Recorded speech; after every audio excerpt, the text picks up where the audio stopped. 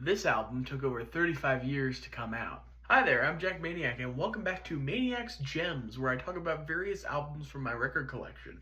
We're still working on the title. Today's album is Death's 2009 record, For the Whole World to See, which I have here on CD. Starting out with the art, this is a phenomenal album cover in my opinion. I love the black, orange, and red cityscape with the death projection in the sky. It's super eye-catching and doesn't look like anything else in my collection. The inside insert looks handwritten, which is a nice touch given the story behind this album. The CD design is fairly simple, but it uses the triangle design motif Death is known for, and the super clean band logo from the front cover, all on this really nice red background. Overall, I'd give this a 10 out of 10 on art and packaging.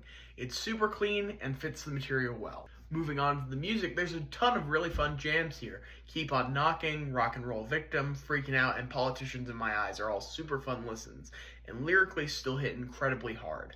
My favorite song is definitely Freaking Out. Sonically, it's pretty revolutionary for the time, with some really cool use of effects and mixing. These tracks were recorded and mixed around 1974 in Detroit.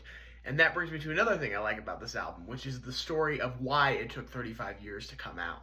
Death consisted of three brothers, David, Bobby, and Dennis Hackney. The name came from David, the guitarist, who renamed the band after the passing of their father because, quote, death is real. They recorded demos of these hard-rocking, garage rock, proto-punk songs, which caught the ear of record companies.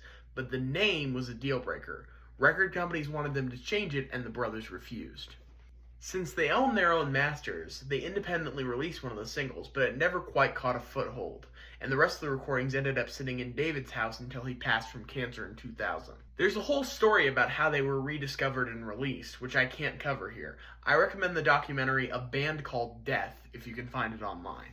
Anyways, given all the jams and the really neat story to go along with them, I'd give this album a 9 out of 10 on music. The only tune I'm not big on by itself is Let the World Turn, and that's only because it goes on a little too long in my opinion.